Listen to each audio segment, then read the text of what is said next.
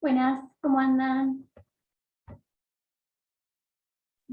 Victoria, Lili, no sé si están ahí.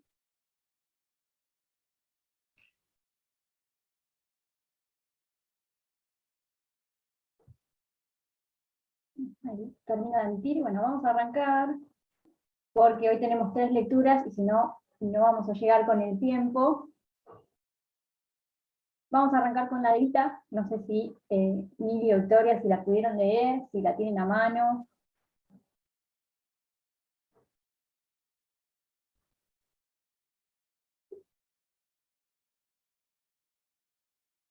Bueno, vamos a arrancar igual. Vamos a trabajar la lectura de Evita. El título es La reforma negada, la interpretación de la doctrina constitucional argentina contemporánea sobre la Constitución de 1949.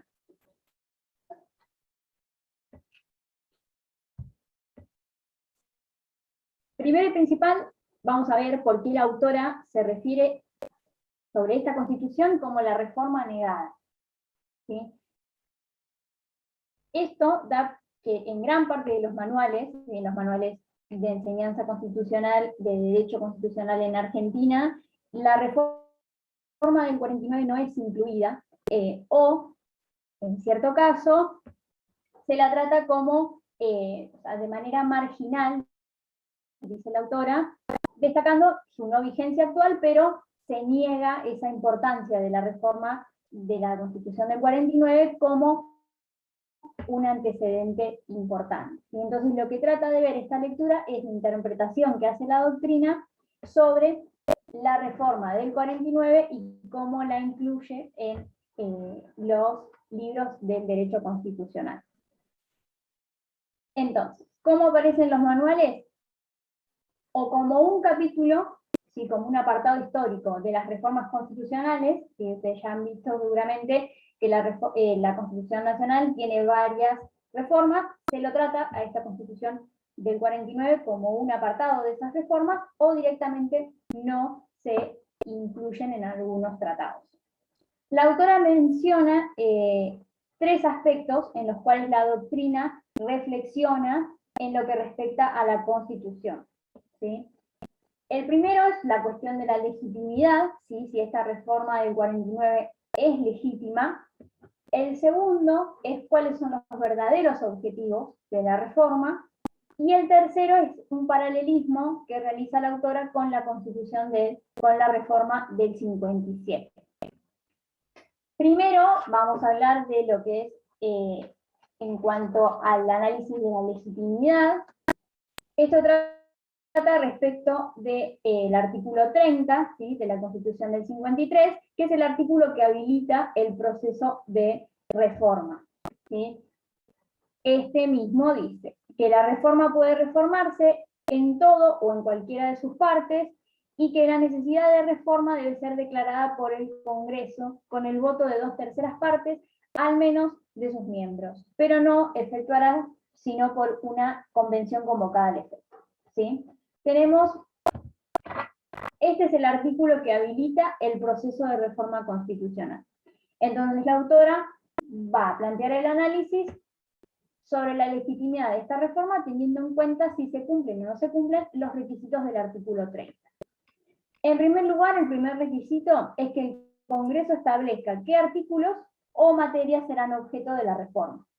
La ley, sí, que establece los puntos de reforma para la Constitución del 49, se proclama de una manera general, ¿sí? No establece un temario de las disposiciones que se van a modificar.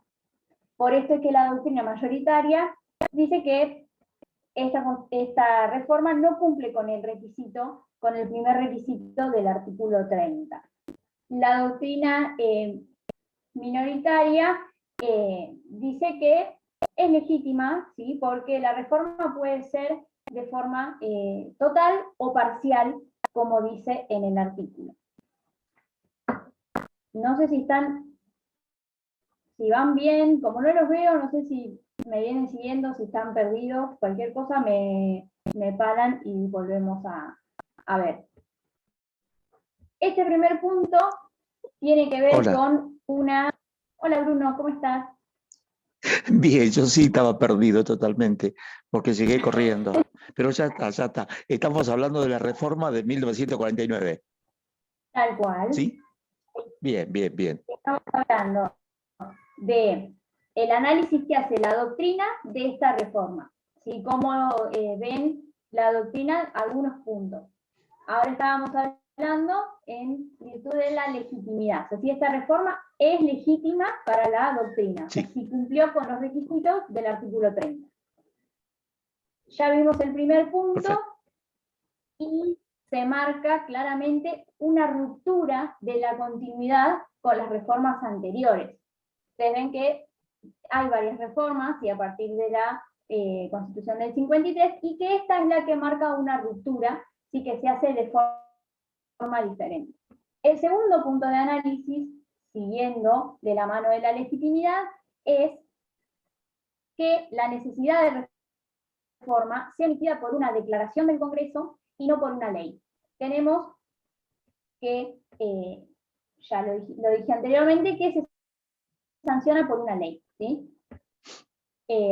Algunas posiciones van a decir que se abre de esta forma la puerta a un antecedente de que el Poder Ejecutivo tenga la facultad del veto, ¿sí? O del veto parcial. Esta es la crítica que hace la doctrina mayoritaria sobre que la necesidad de reforma sea emitida mediante una ley y no una declaración. Y lo segundo es que también anteriormente todas las reformas, ¿sí?, fueron habilitadas por una declaración. Y esta, marcando la ruptura, como decía anteriormente, se hace mediante una ley. Esto es el segundo punto de análisis. Y el tercero, que es el más controvertido, tiene que ver con el cómputo de los 2/3, ¿sí?, que es la mayoría necesaria para habilitar el proceso de reforma. Acá vamos a ver que la cuestión tiene que ver con definir si los 2/3 se deben computar sobre el total de los miembros de cada Cámara, sobre el total de los miembros efectivos en ejercicio, ¿sí?, excluyendo a los fallecidos o a los expulsados, o sobre el total de los miembros presentes al momento de la votación, ¿sí? En este caso, la decisión que se toma en ese momento para computar la mayoría es la última, ¿sí? Es la sobre el total de los miembros presentes al momento de la votación. Esto es lo que la mayoría de la doctrina también cuestiona y obviamente apoya a la primera de las opciones, y una posición moderada sería la segunda. Estos tres puntos serían respecto a la legitimidad de la reforma. Y ahora pasaríamos a los objetivos, al verdadero objetivo de la reforma. Y acá la doctrina dice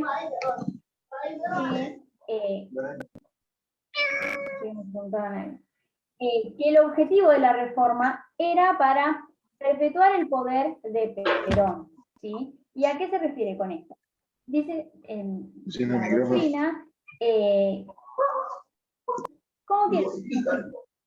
Si querés, si no, prendelo si tenés alguna pregunta, directamente me parás, prendés el micrófono y hacés, no hay problema. Entonces, para perpetuar el poder de Perón. La doctrina mayoritaria dice que la reforma se instrumenta con el objetivo de garantizar la reelección presidencial, ¿sí? Ustedes acuérdense que el texto de la Constitución del 53 no permitía la reelección presidencial inmediata, ¿sí? Y el proyecto presentado por el Partido Peronista proponía esta reelección de la figura presidencial. Por eso es que la doctrina la tilda de que es el verdadero objetivo, el objetivo de trasfondo de la reforma del 49. Y acá la autora hace una salvedad de que se le da importancia a esta cuestión, pero se niega el conjunto de disposiciones que actualizaban la Constitución argentina, ¿sí?, que ustedes seguramente ya han visto, que es todo lo relacionado a los derechos sociales. Entonces, la doctrina mayoritaria va a cuestionar la reforma del 49 y dice, en síntesis, lo que la doctrina mayoritaria cuestiona es que la reforma del 49 haya tenido como objetivo la introducción de un verdadero constitucionalismo social. En todo caso, entiende que lo que se quiso realizar es poco claro, o que hubiera requerido de un diseño distinto de los poderes del Estado, reforzando los controles y acentuando las garantías. Y por eso el texto, finalmente sancionado, fue un intento incompleto, porque lejos de limitar el poder estatal, lo concentraba, desconociendo además el derecho de huelga. El constitucionalismo social no se define por ser un desarrollo evolutivo del constitucionalismo liberal, sino que su aparición supone una ruptura y una quiebra, un quiebre del Estado liberal, ¿sí? Estas dos cuestiones son las que tienen que tener en cuenta cuando hablamos del verdadero objetivo de la reforma, ¿sí? El papel de la reelección y también este reconocimiento de derecho social y cómo la doctrina interpreta la incorporación de estos derechos y si lo encaja, digamos, en lo que es el derecho social o no. Y ahora ya casi llegando al final, porque estoy tratando de hacerlo lo más rápido posible para que puedan seguir los chicos, el paralelismo que la autora hace con la reforma del 57. Ustedes saben que en septiembre del 55 el golpe cívico-militar derroca al gobierno de Perón y por medio de una proclama deroga la Constitución del 49, dejando en vigencia la Constitución del 53. ¿Sí? Entonces, tenemos la Constitución vigente a partir de esta proclama militar, es la del 53, en conjunto con las reformas del 60, del 66 y del 98. Luego, el gobierno va a declarar por decreto ley la necesidad de reforma constitucional y convoca a las elecciones para la Asamblea Constituyente, ¿sí? Tengan en cuenta con la proscripción del Partido Peronista. Entonces, la autora se pregunta si la doctrina postuló en este caso los mismos reparos que con la reforma del 49, ¿sí? Si la doctrina en este caso hizo el mismo análisis que hizo con la reforma del 49, si se cuestionó la legitimidad, si se plantearon algunos reparos con respecto a la convocatoria a una asamblea constituyente, ¿sí? Todo lo que estuvimos viendo. Y la autora repara en algunos ítems, que yo se los voy a dejar en punteo para que ustedes después lo lean. Si bien es una lectura bastante sencilla, quizá tiene algunas cositas de teoría constitucional que por ahí les hace ruido, porque todavía no lo vieron, pero la lectura es bastante amena para leer. ¿Qué marca el autor acá? Que con respecto a la reforma del 57, los autores usan un lenguaje legitimante de esta reforma, ¿sí? Piénsenlo en paralelo con lo que hablamos de la del 49. Segundo punto, que existe una mirada crítica, ¿sí? Acrítica, no crítica, respecto de la derogación por proclama del texto del 49. El tercer punto es una de las cuestiones fundamentales para la doctrina, es la de determinar si por medio de la derogación del texto del 49, el gobierno de facto ejercía o no el poder constituyente, ¿sí? Algunos de los autores van a decir que no significó un ejercicio formal del poder constituyente, sino que se limita a restituir la vigencia de la Constitución válida establecida en el 53 con sus reformas posteriores, dando, ¿sí? por sentado que la reforma del 49 es una reforma que es ilegítima, ¿sí? Que no es válida. Entonces estaríamos volviendo a una constitución válida mediante la derogación de la del 49. Y el cuarto punto es con respecto a la convocatoria a una asamblea constituyente en el 57. Y acá la autora dice que la mirada parece ser claramente condenatoria, ¿sí? Los doctrinarios van a cuestionar la falta de cumplimientos del artículo 30, ¿sí? Otros van a mencionar la proscripción del Partido Peronista, y otros van a destacar el hecho de que la convocatoria a la Asamblea fuera hecha por un gobierno de facto, ¿sí? Que era algo inédito en la historia de nuestro país. Y acá, bueno, lo último ya, muy cortito, estas diferencias, ¿no?, entre las opiniones doctrinarias de la reforma del 49 y de las del 57. La autora dice que la del 57 es considerada en su contenido como mucho más válida y legítima, ¿sí? O auténticamente inserta dentro del movimiento del constitucionalismo social, ¿sí?, que la del 49. Y dice, les leo esto último, en claro contraste con la misma valoración respecto de la reforma del 49, algunos doctrinarios destacan que fue mediante la reforma del 57, y pese a los cuestionamientos formales a su convocatoria, que nuestro país se incorpora al movimiento del constitucionalismo social, ¿sí? Vean cuál es la mirada de la doctrina, en este caso, ¿sí?, estableciendo mediante cuál reforma nuestro país se inserta en el constitucionalismo social. Después de esto van a ver que tienen algunas conclusiones, ¿sí?, que les hace la autora. Yo se los dejo para que lo lean ustedes. Espero que se haya entendido, fui a una velocidad flash prácticamente. Cualquier cosa me preguntan al final, así llegamos a ver todas las lecturas.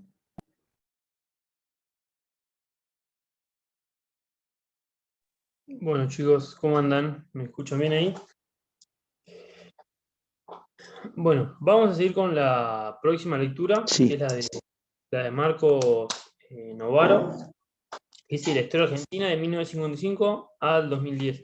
La verdad que es una lectura bastante larga, la vamos a hacer entre yo y Ana, pero bueno, vamos a tratar de hacerlo rápido, centrándonos en lo más importante. Está dividida en tres partes, ¿no?, la lectura. Yo voy a empezar con la primera y una parte de la segunda. Primero tenemos que situarnos en el periodo histórico. ¿Qué quiere decir? Que estamos hablando de la Revolución Libertadora, que es lo que venía hablando Mili, también mucho lo que yo voy a decir está relacionado, y por ahí, como ya lo vieron la lectura de Marcos Novaro.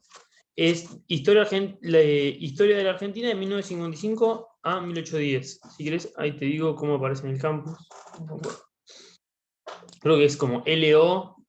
Novaro, si no me equivoco. Bien, nosotros ya nos estamos situando en como el momento siguiente al golpe de Estado, ¿no? Ya estamos dentro de la Revolución Libertadora. Sí, la lectura aparece como LO 2020, Revolución Libertadora, Gobiernos de Frondizi. Bien, empecemos por el principio, que ya ni bien empezamos con la lectura, nos dice que hay dos sectores que participaron en el golpe cívico-militar. Eso también es importante, es un golpe que se da en conjunto con la sociedad civil como con los militares, ¿no? Los civiles y militares que participaban, bueno, estaban divididos en dos sectores. Estos sectores son el sector nacionalista y católico, que rodeaban al primer jefe revolucionario, ¿no?, quien va a ser presidente, es decir, Eduardo Leonardi, que entendían que los conflictos que habían debilitado al régimen dispuesto hasta volverlo insostenible se debían principalmente a los vicios y errores de su líder, e inspirador sobre todo para aquellos que habían enfrentado a la Iglesia Católica hasta el extremo de provocar su excomunión. Algunos peronistas compartían esta opinión y por eso no habían hecho demasiado para evitar el golpe. Estos sectores estaban convencidos de que una vez desplazado Perón podían preservarse lo que había sido, lo que habla del rescate del orden que él había creado, que no era poco. Es decir, aquellos que estaban con Leonardi, existían un sector peronista que estaba con él. Ya desde este comienzo, que aunque esta definición se va a dar más adelante, podemos ya estar hablando de un peronismo sin Perón, que esa definición igual es un poco más tardía. Pero, por otro lado, estaban aquellos animados, ¿no?, por ideas liberales y republicanas, que consideran el peronismo había dado un origen a un Estado autoritario, corporativo y corrupto, que al igual que los aparatos sindicales y clientelales debía ser eliminado. Esta opinión era la de Aramburu, que era, ¿no?, lo que también Perón veía como los gorilas, ¿no?, los que efectivamente eran antiperonistas y no veían una posibilidad de aliarse con el peronismo, ¿no? Lo veían casi como una especie de autoritarismo, ¿no? Etcétera. Entonces, bueno, tenemos esta primera división, que el primer presidente será Leonardi y luego Aramburu. Bien, ya siguiendo un poco más en la lectura, tenemos lo que dice, ¿no?, ya en la segunda hoja, que es la 14 en realidad, que dice cuál era la disputa que tenía Argentina, ¿no?, para poder tener un gobierno legítimo, ¿no? Acuérdense de que veníamos con mucha cantidad de golpes, mucho no, pero ya veníamos con golpes de estados continuamente. Entonces dice, el peronismo había introducido cambios profundos en los actores sociales y en las relaciones entre ellos y con el Estado, pero no había logrado asegurar los medios económicos y reglas de juego para resolver los conflictos, es decir, una constitución aceptada, que es lo que hablaba Mili. Por todas las partes, una constitución aceptada por todas las partes. La falta de estas reglas marcaron los últimos años de Perón en el poder, que mantuvo vigente ciertas pautas de una democracia pluralista, pero progresivamente fue suprimiendo las condiciones de su ejercicio sin llegar a constituirlas por un sistema alternativo, corporativo o autoritario. Perón se erigía como el único punto de encuentro y mediador entre las fuerzas que componían su sistema, entre ellas el ejército y el movimiento obrero. No existía reglas que regulen la tensión que hay entre los actores de los extremos no integrados al peronismo, la Iglesia Católica, los empresarios y clases medias. Es decir, ¿qué es lo que había logrado Perón, si se quieren, durante un tiempo? Lograr una alianza entre el sector militar, el sector obrero, pero dejando por fuera a empresarios, las clases medias y la Iglesia Católica, que eso sería por ahí el caldo de cultivo que llevaría al derrocamiento de Perón. Y es más, si vemos a la página, ya les digo, 16 dice, ¿no? Dado que la igualdad suele favorecer el funcionamiento de las democracias, cabe preguntarse qué forma específica adoptó Argentina en 1925 para provocar el efecto inverso. Es decir, en el resto del mundo, la estabilidad económica, la estabilidad social, asegura que se continúe el Estado. Pero bueno, justamente en Argentina tuvo el efecto inverso. Vamos a ir también cambiando un poquito de tema, que es al contexto externo. ¿A ustedes qué les parece que había en 1955? Si alguien quiere contestar, en el mundo, ¿qué es lo que estaba pasando?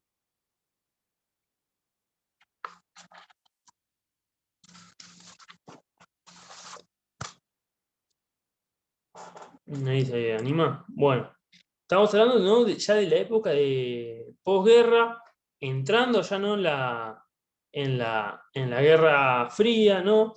Y dice, bueno, que el contexto interno también aportó lo suyo al cambiante escenario donde se enfrentaba la Libertadora y el peronismo, alternando roles en una disputa sin cuarteles por las banderas de orden y cambio de la democracia, libertad y justicia. Y que en la segunda mitad de los años 50 aún subsistía el clima de posguerra social y cultural y culturalmente conservador, pero asentando en el recuerdo la lucha contra el eje y por lo tanto estructurando en torno a valores democráticos orientados, ¿no?, por Estados Unidos. Es decir, Argentina ya había adoptado una posición que era la de seguir a Estados Unidos, ¿no?, ir en contra del autoritarismo. Pero que en esta Guerra Fría, ¿qué es lo que pasaba, no? Dice, aunque debido a la Guerra Fría, la Revolución China y la Guerra de Corea, ese escenario se venía condicionando también con el temor de la amenaza comunista y la guerra nuclear. En consecuencia, un propenso rol que debía cumplir al menos, de al menos periférica en un sano autoritarismo. Este cambio en el mundo occidental, que repudió en la región según la dirección impuesta por la diplomatura norteamericana, determinó que los golpistas que allí buscaban su apoyo político y doctrinario contra Perón, a quienes dijimos que identificaban con el fascismo europeo, hallarán escasas justificaciones y orientaciones para su acción, la apertura de un mundo signado por la lucha irreconciliable entre el capitalismo y el comunismo. ¿Qué es lo que nos enfrenta? ¿Qué es lo que veía entonces? Una parte de los militares veía a Perón, o una parte de la sociedad lo veía a Perón como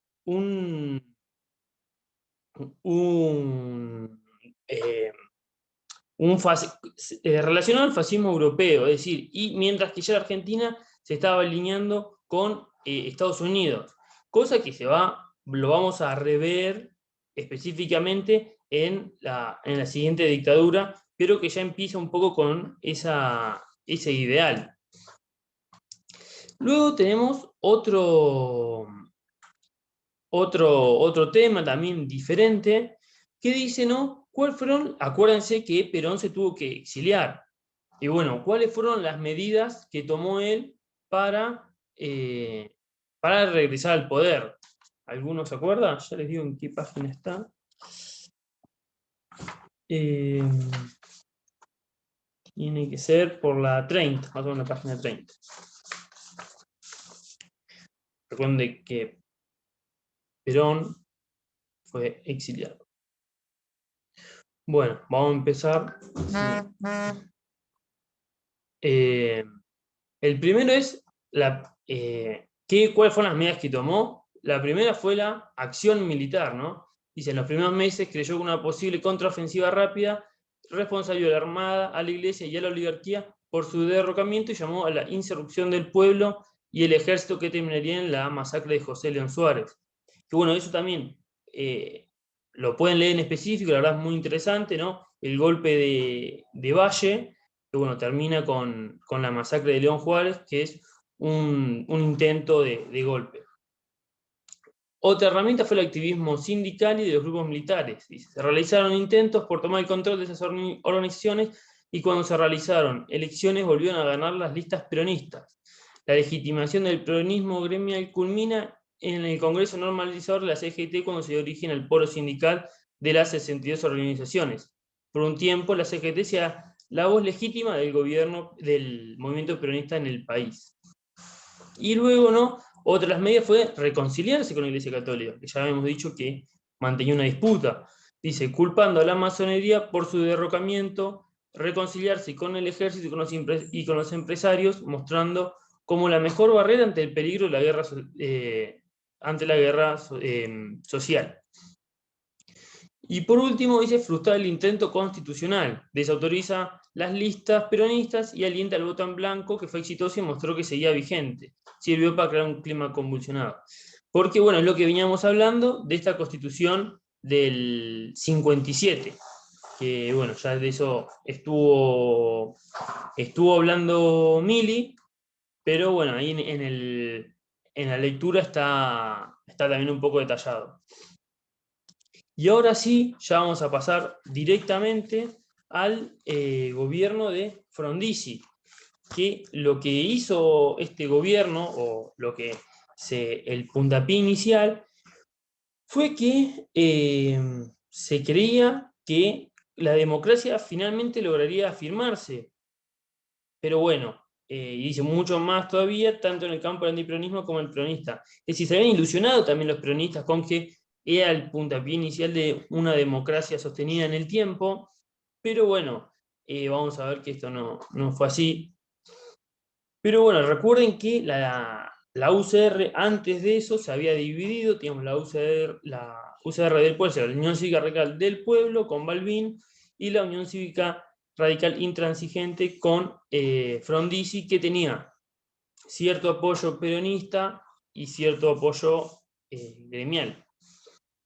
¿Cuáles fueron, por ahí lo principal, uno de los temas principales es, cuál fue la relación de Frondizi con los peronistas durante su mandato? Dice, ¿no? Al comienzo de su mandato, tanto el campo peronista como antiperonista se ilusionaban con 1 o 2 programas de modernización y desarrollo que prometía sacar al país del estancamiento y el atraso y satisfacer las demandas de los grupos de interés. Pero la pregunta es si realmente Frondizi podría gobernar con los peronistas, ¿no? Él lo intentó, pero bueno, no pudo llegar a este punto, digamos, de poder gobernar con los peronistas por diferentes obstáculos, dice, ¿no? La dependencia de los peronistas y el recelo de los antiperonistas, viendo la deslealtad que había incurrido a que consideraban ilegítimo su gobierno. También otro obstáculo es que quería suspender la dicotomía entre peronistas y antiperonistas y reordenar el sistema político, es decir, quería como unir la grieta que había en ese momento, por decirlo de alguna manera, formando una alianza entre los dos polos. Esto chocaba con la situación preexistente, ¿no? Que bueno, la UCR del pueblo mantuvo buena parte de sus votos sin Perón. Y luego, su triunfo inicial le dio un puntapié inicial, que el 70% de las bancas de los diputados y de los gobernadores estaban con Frondizi. Dice, el problema radica en que el resto de los partidos quedan excluidos del reparto de cargos y tendrían motivos para desentenderse del sistema e impulsar la queda de gobierno. Decía, los demás partidos, al él no les darles cargos, bueno, propiciaban los golpes, ¿no? Y bueno, y el sector sindical que quiso mostrar su compromiso y adoptó medidas rápidas, aumento de salarios, amplia amnistía y derogó las restricciones a la actividad política y sindical, pero siempre el peronismo proscripto. La UCR del Pueblo denuncia que la entrega del país es autoritarismo, ¿no? Con la reforma, otro punto importante es la reforma de la política petrolera, que es un tema específico, que también está referido a la economía, cómo él cambia su pensamiento respecto de la ideología sobre las petroleras, ¿no? Que primero, bueno, decía que tenían que abrirse las exportaciones y luego ya que sea solamente nacional la extracción del petróleo. Eso es un tema que hoy tienen que ver en específico lo respecto a la producción del petróleo, ¿no? Y la economía. Pero bueno, otra de las preguntas que puede ser es ¿qué consecuencias tuvieron las políticas desarrollistas en el ámbito económico? Dice, mientras tanto, las políticas desarrollistas, porque también recuerdan algo que me olvidé decir, Frondizi era del Partido Radical, pero a su vez tenía una idea diferente que era el desarrollismo. Dice, mientras tanto, las políticas desarrollistas fueron dando algunos buenos resultados en el terreno económico. Las inversiones externas atraídas por las condiciones favorables que se le ofrecían incrementaron la capacidad productiva en la industria de base y fomentaron las instalaciones de plantas modernas en las principales ciudades. La sustitución de importaciones se extendió hacia sectores a las que el capital nacional no había hecho pie hasta ese entonces.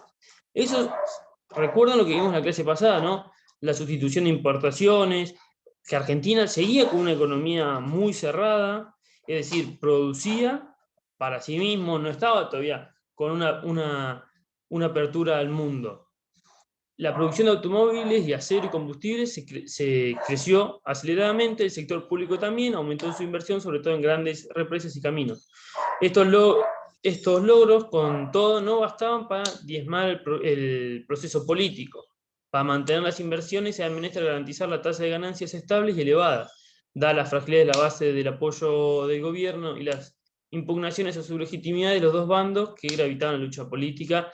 A Frondizi le resultaba muy difícil resistir las presiones sindicales que lo acotaban y volvían inciertas las ganancias.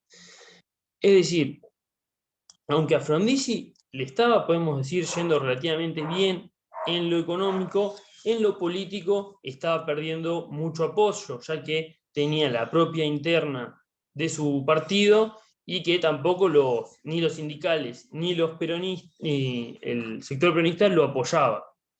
Pero bueno, ahora más o menos eso es lo importante de lo que estuvimos viendo, la parte económica, tiene de la primera parte, porque lo importante es qué dos sectores había, cuál era el contexto externo, qué herramientas utilizó Perón desde el exterior, la Constitución del 57 y de Frondizi lo respectivo a su relación con el peronismo y su política económica.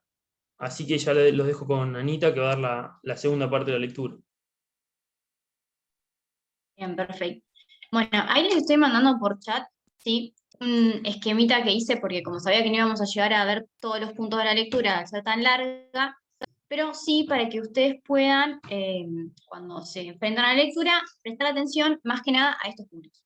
Por si hay alguien que después nos escucha cuando ya está subido a YouTube esto, lo voy a leer.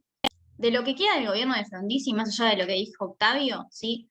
Algo importante para hablar es el impacto de la modernización en la estructura social, el peronismo durante el gobierno de Frondizi, ¿sí? El intento de reincorporación que tiene el sistema político y la división de facciones que se produce dentro del ejército. Y sobre Ilia, lo más importante es ver primero las causas de debilidad de su gobierno, cómo era la relación que tenía con los jóvenes, cómo era la relación que tenía con la prensa, su modelo económico, ¿sí? Que era un nacionalismo económico orientado a la distribución del ingreso, y también cuál fue la relación de Ilia con el peronismo, cómo se divide el peronismo a raíz del operativo Retorno, y también la juventud, que aparece como un actor importante en esta época, finalizando con cómo es que finalmente, digamos, Ilia se va del gobierno. Bien, esto es lo que vamos a tratar de ir marcando ahora en estos 10-15 minutos.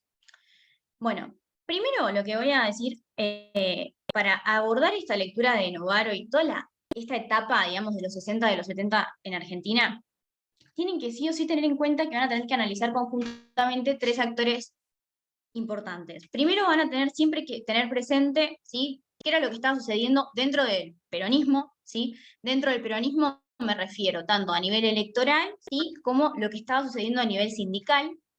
Por otra parte, analizar también cómo era lo que sucedía dentro de la UCR, ¿sí?, porque también, como mencionó Oki, se fueron dando divisiones internas.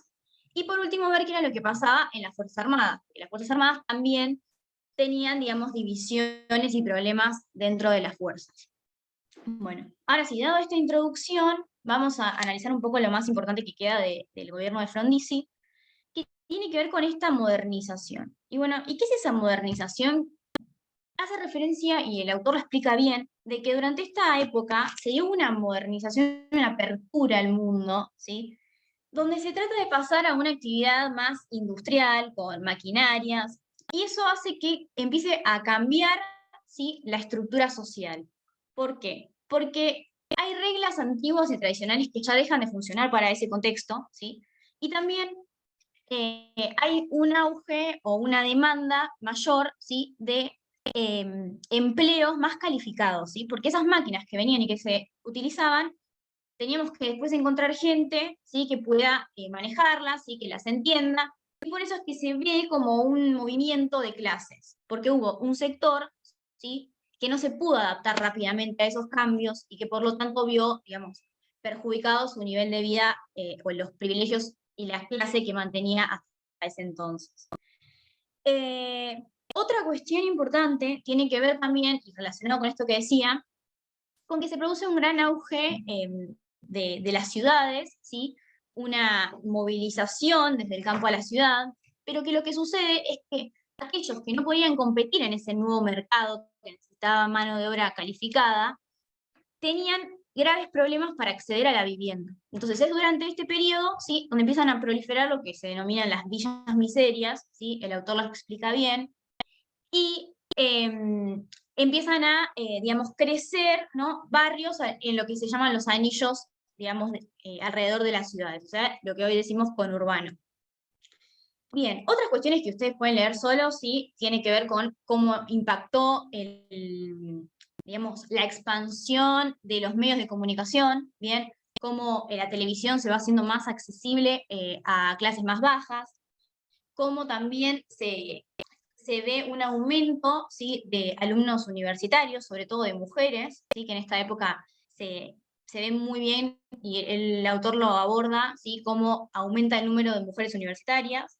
Y también siempre tengan en cuenta, al analizar, ¿no?, tanto el gobierno de Frondizi como el de Ilia, lo que era el contexto internacional, que en esa época teníamos el triunfo de la Revolución Cubana, y que eso trae, ¿sí?, un gran impacto en nuestro país, pero que no van a tener problema leyéndolo solo. Bien. Bueno, eso es más o menos el impacto de la modernización.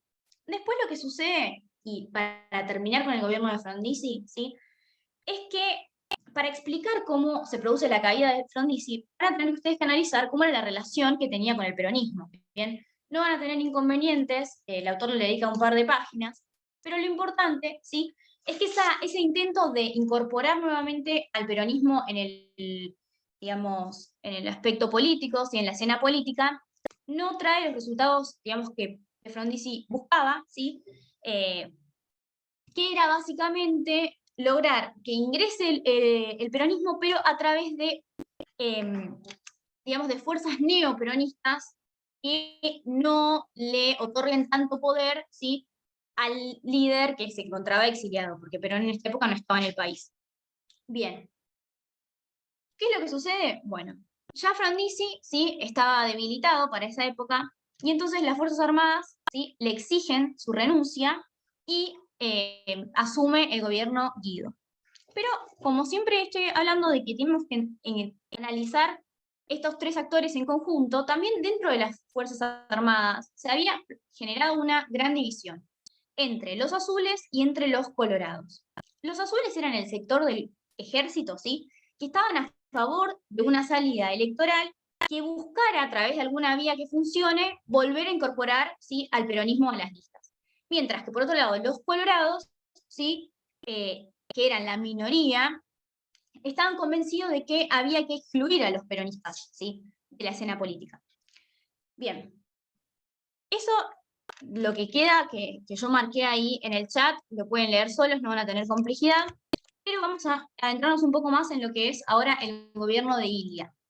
Que el gobierno de Ilia ya, lo que ustedes tienen que entender es que de entrada ya está debilitado. ¿Por qué está debilitado? Porque solamente contó con el 25% de los votos. O sea, fíjense que no tenían la legitimación electoral necesaria para mantenerse en el gobierno. O sea, ya de entrada sabíamos que Ilia iba a tener problemas. Después también que Ilia demostraba, ¿sí?, y eso se nos explica bien en la lectura, una inclinación hacia la facción de los colorados del ejército. Es decir, aquellos que no querían que el peronismo ingrese nuevamente a la escena política. Y después también que Ilia mantuvo desde el comienzo una mala relación con los sindicatos, ¿sí?, sobre todo con aquellos que estaban liderados por Bandor, que es un actor importante que van a tener que leer y profundizar ustedes en la lectura, por el poder, digamos, que tuvo durante esa época. Pero lo importante es que Ilia lo que buscaba era una reforma de los sindicatos para democratizarlos, ¿sí? Quería también, por ejemplo, representar a las minorías en las conducciones, lo cual, ese intento de destruir un poco el status quo que mantenían, ¿sí?, no le cayó muy bien a Bandor, y por eso es que los gremios para Ilia, ¿sí?, fueron un obstáculo en su gobierno. Bien, en cuanto a la política económica, como les decía, bien, Ilia puso el acento en un nacionalismo económico y en lograr una industrialización, ¿sí? Todo esto sumado a una política de distribución de ingresos, ¿sí?, y por eso es que también se tomaron algunas decisiones como el control de precios, sobre todo en alimentos, en medicamentos, y lo que se buscó, digamos, fortalecer es ese modelo de pleno empleo, pero, a ver, esta intervención, digamos, del Estado en la economía, ¿sí?, no trajo las consecuencias que Ilia quería, porque más allá de que el resultado económico fue positivo, ¿sí?, hubo algunos obstáculos y también muchas exigencias por parte de algunos sectores, sobre todo los sindicatos y también de las clases medias, que todavía le reclamaban, digamos, un mayor esfuerzo. Bueno, para que vean ustedes solo, tienen cómo, digamos, se posicionaba Ilia con los jóvenes, bien, sobre todo porque en esta época están proliferando ideas revolucionarias, que ahora lo vamos a ver en un ratitín, y qué era lo que sucedía con Ilia y la prensa, que ahora NASA lo va a ver en la lectura que sigue. Bien, ahora, como veníamos diciendo, un poco hablamos ya de las Fuerzas Armadas, vamos a meternos un poco de qué era lo que sucedía durante esta etapa, ¿sí? Durante estos años de Ilia en el gobierno con el peronismo. Y acá se produce lo que se conoce como Operación Retorno, ¿bien? Operativo Retorno, en el cual el peronismo, ¿sí? Se divide a causa de que Perón intenta volver al país, ¿sí? Perón está exiliado, intenta volver al país, pero queda, digamos, varado en Brasil porque no le permiten la entrada.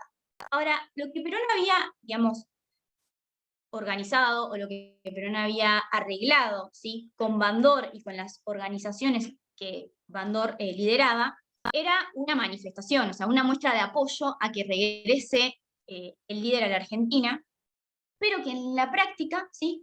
Cuando Perón vuelve y queda varado en Brasil, Bandor no se moviliza, no se movilizan las fuerzas, por lo tanto, Perón los considera como traidores, ¿sí?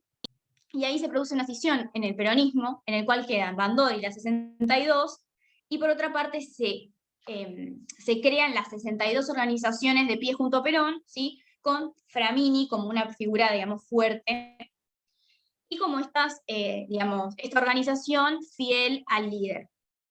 Entonces, bueno, vemos que la cuestión con el peronismo, ¿sí?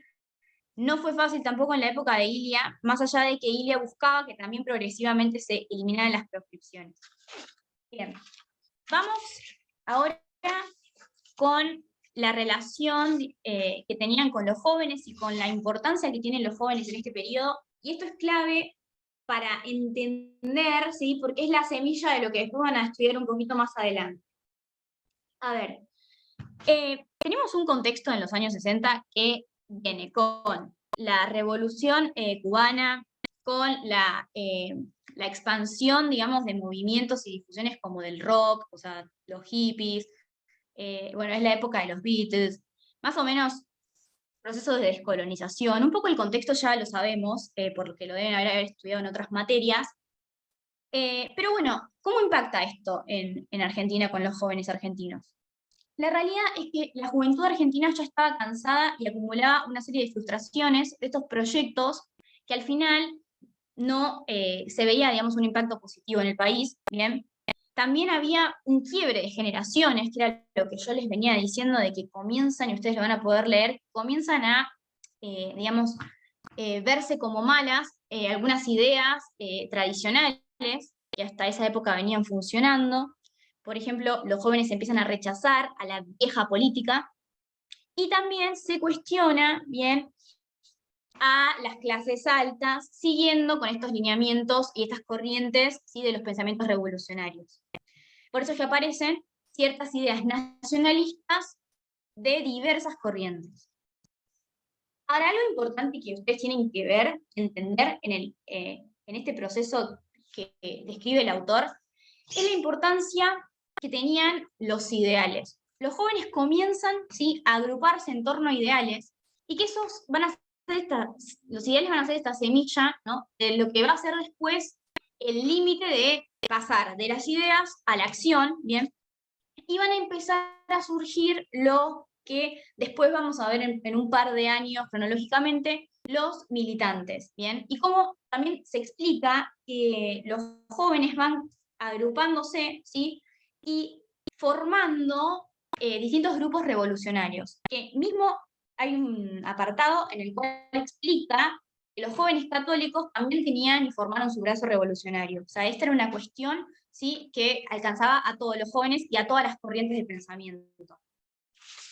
Y ahora, para finalizar y darle la palabra a NASA, tenemos la última parte importante de la lectura, que es la finalización del gobierno de Ilia. A ver, como yo les decía, que Ilia no iba a poder finalizar su gobierno, eso ya estaba escrito desde el día que Ilia asumió, por esas cuestiones que analizamos anteriormente de que no tenía la legitimidad necesaria, ¿sí? Ni de los votos, ni el apoyo, digamos, de los distintos actores importantes de ese momento. Entonces, vemos que Ilia es expulsado, ¿sí? De la Casa Rosada porque se negaba a renunciar, y entonces asume Onganía. Ahora, luego ustedes van a ver ahora a continuación con Nasa, que este golpe, digamos, hacia Ilia, o sea, esta renuncia, digamos, obligada de Ilia, tiene mucho que ver con la prensa, porque la prensa venía, ¿sí? Como fogoneando esa situación, ¿bien? Venía preparando las bases para que Ilia tenga que dejar antes de tiempo el cargo. Para cerrar, una cosa importante es que hay un párrafo que lo voy a leer, que dice que tanto Bandor como José Alonso, que era una persona que estaba también al mando de la 62 de pie, o sea, los dos sectores del peronismo, ¿sí? Respondieron apostando por el golpe militar. Dado que no podían esperar mucho de la arena electoral, consideraron que era mejor clausurarla y renovar el acuerdo entre los factores de poder. Los sindicalistas coincidieron así con el diagnóstico de los militares, que los partidos eran innecesarios e incluso inconvenientes y que había quedado demostrada la superioridad de la representación directa de los intereses sectoriales que sería fácil subordinar a un gobierno técnico. Entonces, para ponerle fin al gobierno de Ilia se ponen de acuerdo todos, o sea, se ponen de acuerdo. Las dos facciones del peronismo sí que estaban divididas, tanto entre Bandor y entre los representantes de la 62 de pie, como también los militares. Entonces, por eso es lo que yo les digo, de que, cerrando y pasándole la palabra a Nasa, cuando analicen la lectura de Novaro, que es mucho más profunda, porque tiene como 40 páginas, nosotros dimos un vuelo de pájaro, siempre miren cómo van funcionando estos tres actores. ¿Qué es lo que pasa con la UCR, qué es lo que pasa con el peronismo, y qué es lo que pasa con las Fuerzas Armadas, porque es la clave, ¿sí? Como para comprender un poco y para no perdernos en el desarrollo de los acontecimientos. Bueno, si quieren hacemos lo mismo que Mili, dejamos las dudas para el final y que siga Nasa.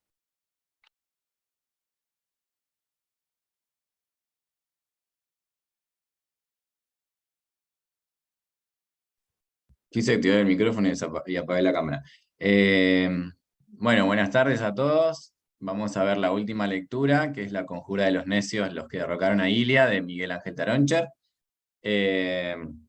Básico, el texto es bastante largo, tiene 22 páginas, pero las 22 páginas son bastante redundantes. La verdad que habla muchísimo sobre la parsimonía de Ilia y por qué lo derrocan y cuál era su plan de gobierno. Pero bueno, lo importante es que nos podamos responder 4 preguntas con el texto. La primera es cómo opera la prensa en contra de Ilia. Fíjense que hay una parte, un apartado dentro del texto donde se habla de la opinión. Le hacen una entrevista a Jacobo Timerman, que era el fundador de algunos diarios de interés en esa época, y Timerman da su opinión de por qué participa en el golpe contra Ilia, pero no eran los mismos motivos por los cuales participaba, por ejemplo, el diario La Nación. La prensa operaba contra Ilia por distintos motivos. Había justamente diarios como La Nación y los más grandes de Argentina, que estaban asociados a grandes empresas y a grandes capitales, que por la política intervencionista de Ilia estaban empezando a tener algunas complicaciones. Al comienzo del texto van a ver que enumera algunas de las medidas que Ilia tomó, de las medidas intervencionistas, el cancelamiento de los contratos petroleros en la época de Frondizi, la obligación de liquidar las exportaciones en 48 horas, el cambio de tipo de cambio y demás, que iban en contra de los intereses de grandes capitales. Había una prensa que estaba con los grandes capitales y otra que, como bien explicaba hace un rato Anita, estaba en contra del gobierno de Ilia por esta falta de legitimidad y por el tipo de gobierno que pregonaba Ilia también. La opinión de Ilia era que veníamos de una etapa donde había estado muy marcada por los golpes de Estado, por el intervencionismo provincial, por un nacionalismo exacerbado, y principalmente, que es la cuestión clave de este texto, es por el uso exacerbado de la prensa para demostrar medidas que no eran tales o en realidad se usaban como recursos demagógicos para engañar a la población. Ilia lo que decía era que cumpliendo únicamente con su plataforma electoral y no utilizando el aparato de prensa del Estado, no estaba subestimando a la gente iba a entender qué era lo que estaba haciendo en realidad su gobierno, cuáles eran las medidas que estaban haciendo. A contrario del pensamiento de Ilia, y gracias a la operación que estaba haciendo la prensa opositora, esto no sucede. La imagen de Ilia empieza a ser vendida como van a ver en el texto, se hacían dibujos de Ilia en forma de tortuga, de una imagen de Ilia viejo, derrotado, que en realidad lo que querían decir, lo que denotaba todo esto, era que el gobierno de Ilia era un gobierno de inacción. Si bien Ilia estaba tomando un montón de medidas, estas medidas no se conocían y no salían en la prensa, porque la prensa oficial no se usaba y el resto de la prensa estaba en contra. Entonces, habiendo entrado un gobierno de poca legitimidad popular, era necesaria la utilización de la prensa y Ilia estaba totalmente en contra. ¿De dónde surgen estas convicciones de Ilia? En la época del 30, Ilia había viajado por primera vez a Europa y se había encontrado con los gobiernos dictatoriales y fascistas europeos. Y había avistado que utilizaban en demasía la prensa para generar una opinión pública totalmente contraria a lo que en realidad estaba sucediendo, o se abusaba de la prensa como un método dictatorial, o sea, no había prensa que no estuviese en contra del gobierno. Entonces Ilia lo que decide es no utilizar el aparato del Estado, prescindir de su ministro de prensa, que estaba nombrado. Van a ver en una parte del texto que hay un conflicto entre su secretario de prensa e Ilia, como recriminándole, señor presidente, ¿usted para qué me nombró? Y Ilia le dice que en realidad es un cargo simbólico porque él no lo quiere hacer. No utiliza las cadenas nacionales, no usa los diarios públicos. La estrategia de Ilia era, supuestamente, retornar a la normalidad democrática haciendo pequeñas acciones y no mostrándolas. Y las grandes acciones supuestamente iban a ser comprendidas e interpretadas por la población por iniciativa propia. Era un poco raro. Algunas de las cosas que van a leer en el texto, por ejemplo, Ilia lo que hacía era ir mucho a fiestas regionales. Vieron que siempre hay fiestas regionales, por ejemplo, hace una semana estuvo, no sé, la fiesta del Cordero Costero. Bueno, Ilia hubiera ido a la fiesta del Cordero Costero y para él ese era un recurso de cercanía a la población. Raro para un gobierno de poca legitimidad popular, pero bueno, ese era el pensamiento de Ilia. Al mismo tiempo que la prensa arremetía contra el gobierno de Ilia, hablando de una actividad y demás, enaltecía la figura de quien iba a tomar el gobierno posteriormente, luego del golpe de julio del 66, cuando Ilia es derrocado y expulsado de la Casa Rosada. Enaltecían muchísimo la figura de Onganía, quien termina tomando el poder y el mando del país, en una movida totalmente antidemocrática, donde se le otorga también la suma del poder público y demás, que estaba prohibida constitucionalmente. Bueno, los militares, que también tenían un recelo especial contra Ilia, porque si bien veníamos de un periodo donde habían tenido muchísima participación, Ilia decide no darle ningún tipo de participación a las fuerzas del Estado, por los cuales en cada acto público donde participaba el ejército, también se arremetía contra Ilia. Préstenle mucha atención, no tanto al texto principal, hay muchísimos apartados que son de mucho interés. Hay una parte donde se habla de un altercado entre el jefe del ejército e Ilia, hablando de la falta de liderazgo y de la falta de autoridad que tenía el gobierno de Ilia. Ilia en ese momento lo enfrenta por encima arriba mismo del escenario, en un acto público, que teniendo en cuenta también de que Ilia no aparecía públicamente, cuando aparecía era para enfrentarse en una actitud totalmente poco diplomática para quien es un líder de Estado, la prensa utilizó todo este episodio para ir en contra de él también. Luego de asumir Onganía, la prensa y aquellos que no eran afines a los poderes fácticos y a los poderes económicos que estaban en contra del gobierno de Ilia por su intervencionismo, se dieron cuenta, eso también lo van a leer en la declaración de Jacobo Timerman, que Onganía no era lo que pintaban. El diario La Nación lo pintaba a Onganía como si fuese un mesías. Van a ver que dice la palabra mesías dentro del texto. Y en realidad era solamente una figura puesta ahí, porque había sido un líder retirado del ejército, de suma disciplina, que lo único que ella hacía, con total falta de previsión, total falta de pensamiento político, lo único que hizo fue reprimir. Y bueno, hasta ahí llegamos con lo importante del texto. O sea, van a ver que es muy largo, pero no tiene muchísima información.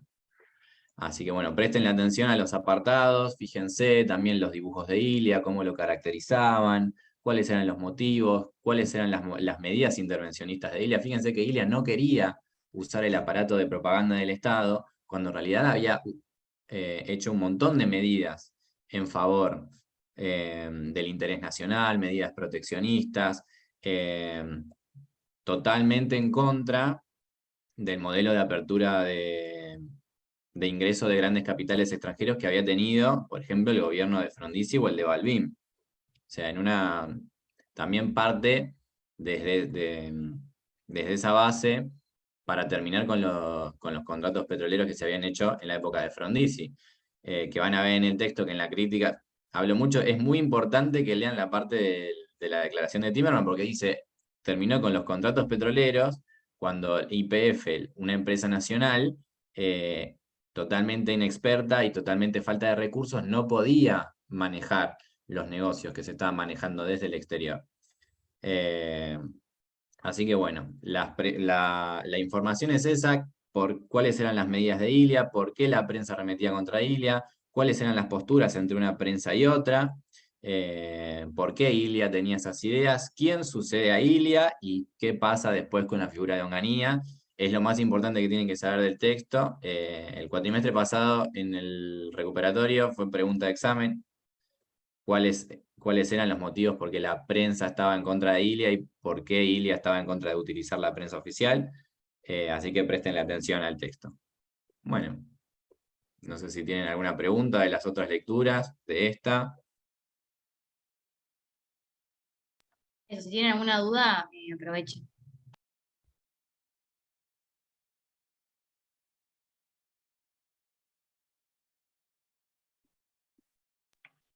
¿Quedó claro todo? ¿Qué pueden preguntar de las otras lecturas? No tenemos ni idea. O sea, si le preguntan a No se te Pachi o a Fabián, escucha. tampoco van a saber. No se escucha lo que decís, Bruno. Veo que estás haciendo así con la... Ahí estaba sin micrófono. Digo que está bien, perfecto. Lo poco o lo mucho de esto como síntesis para meterse en el libro y buscar todos los datos seguros. Pero está bien. Claro, sí. O sea, el tema es que nos dieron para dar 3 lecturas y si la dábamos así con mucha profundidad, terminábamos pasado mañana. Pero bueno, la idea es esa, es que les hayan quedado claros los puntos centrales, porque una vez que ustedes saben identificar eso, después ir a la lectura es más fácil, sobre todo porque los temas que nosotros les señalamos son después los que se terminan tomando en el examen. Muchísimas gracias. Sí, está bien. Por eso las lecturas que tratamos acá son lecturas obligatorias. O sea, las preguntas van a ir en razón de Ahí. qué decía, por ejemplo, Mejías Quirós, qué decía Taroncher acerca de la prensa contra Ilia, qué decía Novaro. O sea, siempre tienen que tener en cuenta que se le va a preguntar el autor y la lectura. No es un tema por arriba. O sea, si ustedes estudian de las guías directamente la bolilla, puede que le falte muchísima información para responder en el examen. Ajá. Eso es fundamental, porque siempre toman así, entonces ustedes profundicen primero tengan siempre bien las lecturas obligatorias y después rellenan, ¿sí? Lo que queda incompleto, pero las lecturas tienen que tener sí o sí para el examen, para aprobarlo. Bien. Bueno, cualquier cosa nos preguntan a nosotros por el grupo, a Mili y Oki que están, y bueno, de última si tienen una duda, yo también puedo dar mi teléfono, no pasa nada. Porque creo que este es el último taller.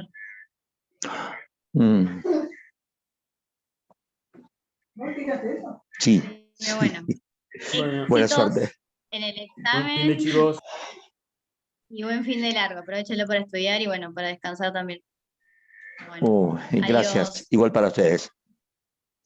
Chao, chicos. Hasta la próxima. Chao, hasta luego.